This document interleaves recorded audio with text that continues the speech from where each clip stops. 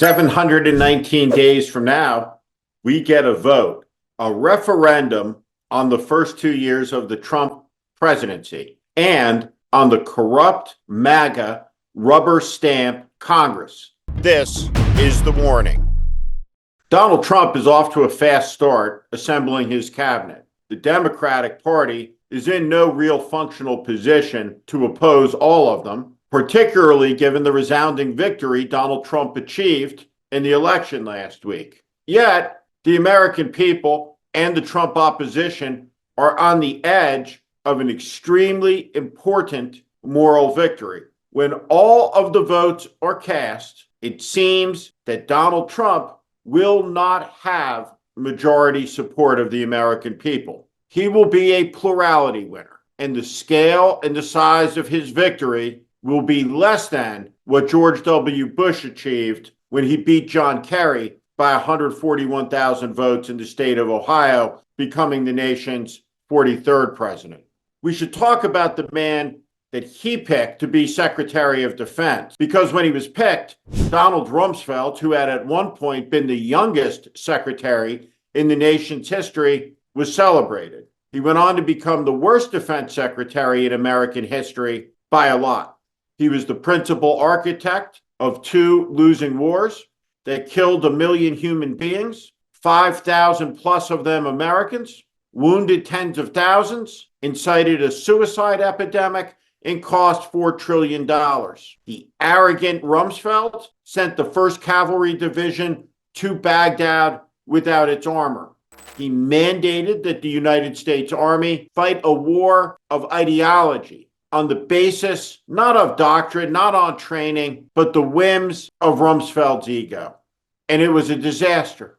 And now Donald Trump has raised the ante. He has appointed somebody to become the Secretary of Defense, a National Guard officer and Princeton graduate with no real-world experience outside of Fox News, to become the leader of the $1 trillion a year Department of Defense, which cannot pass an audit. Pete Hegseth will be taking the place of Lloyd Austin, a competent, decent, qualified man. And Pete Hegseth, a man who believes women should not be in combat, a tinkerer with the codes and customs of the military, trying to impose the MAGA worldview on its system of honor, including his demand that war criminals be pardoned by Donald Trump, who violated the most important codes and mores of the military.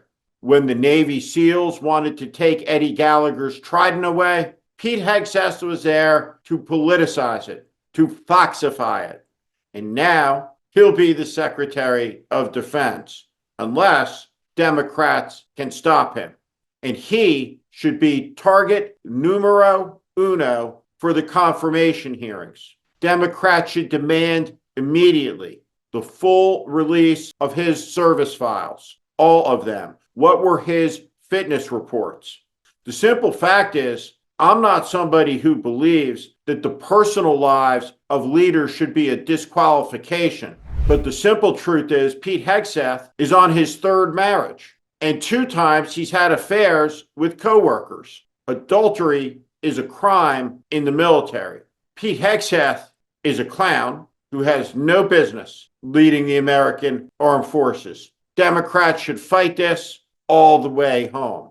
The American people love their dogs, me included. There is no MAGA whatever who is quite like Corey Lewandowski's mistress, Governor Kristi Noem of South Dakota, who is to be the Secretary of Homeland Security. Because in the way that Trump is a narcissist, it appears that Kristi Noem is a sadist. In her own words, with her own confessions. She's a small state governor who is not competent to the task of running America's bloated Homeland Security behemoth. Kristi Noem will do whatever Trump tells her to do. Will she take away people's TSA pre because she doesn't like their politics, or their Nexus cards, or global traveler cards? Who gets to be on the no-fly list? Democratic committeemen with Trump's reign of revenge set to fall upon the country? Kristi Noem is going to have a hard time answering tough questions in a confirmation. And Democrats should go after her hard with discipline and focus. Fact of the matter is, the Democratic Party right now is not in fighting shape, but it has to, like a wolf pack or a lion pack, go after the weakest members of the Trump herd. That's how zebras get eaten. And the slowest zebras in Trump's MAGA pack are Pete Hegseth and Kristi Noem. They're extremely vulnerable, and they have been nominated for some of the most important offices in the country. Now, the grifting former governor of Arkansas and Fox News host, Mike Huckabee, has been nominated to be ambassador to Israel. That's a joke, not unsuspected, but Democrats should do everything they can to embarrass this man because he deserves it during his confirmation hearings. He's a political extremist who will go to the Middle East, to a place of tension in a time of war, and say manifestly stupid things that will inflame the situation and get people killed. Now, most people don't remember how corrupt Mike Huckabee was when he was the governor of Arkansas. I shit you not, but he released the equivalent as governor of a wedding registry where you could send the governor gifts for the governor's mansion. And of course, Huckabee pocketed all of them. We never really got to talk about it on the McCain campaign because it wasn't our political interest. But one of my long lost regrets is that we never really got to mix it up with Mike Huckabee and call this clown and fool and liar and grifter out for what he is. One of the worst Americans out there, truly. And so the confirmation process for Mike Huckabee should not be courteous. It should be brutal. Every one of the Trump grifters who comes before the Congress should get it with both barrels, because that's the job of the Congress, not to rubber stamp Trump's most obnoxious picks. And by the way, let's talk about the co-presidents, the conspiracy theorists Vivek Ramaswamy and Elon Musk. Together, they will be reinventing government, leading the Government Efficiency Office. As Senator Elizabeth Warren points out, why not? An efficiency office, the job of one person, will now be run by two giant egos. The South African, Elon Musk, and Vivek Ramaswamy, the 9/11 conspiracy theorist. What could go wrong? They probably aren't up to the task, and that's okay. Because sooner or later, no matter how inept the Democratic Party is, Donald Trump and his team of nut jobs will be undone by the combination of their incompetence, their arrogance, and their extremism. They will trip themselves up. Though it would be good if a decent opposition formed as quickly as possible. That was tough, that was focused, and was brutally honest. And what that means is it's time to discard all of the grifters and all of their groups that raise money from senior citizens promising to be centurions of democracy while pocketing 98 cents on the dollar. It ought to be illegal, and it probably is. But here's the thing. A decent opposition is what is required to beat Donald Trump. A mirror image opposition will lose to him every time because the small-time grifters of the resistance movement are nothing compared to the big-time grifters, the big sharks of the MAGA movement.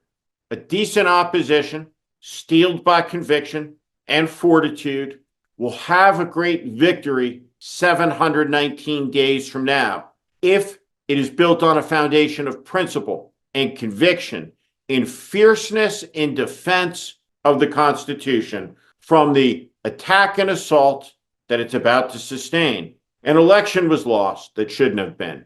But everybody who is part of the movement that stands opposed to Donald Trump as a matter of conviction and conscience can be certain that they are on the right side of history, because they are on the side that believes all Americans are created equal, that they have inalienable rights, that we should not bow to a king or a Caesar, and that nobody has the right to persecute any American for speaking out with regard to what they think, what they believe, or the faith they have. To threaten to do so is un-American. And though it was given a mandate by the American people are fickle.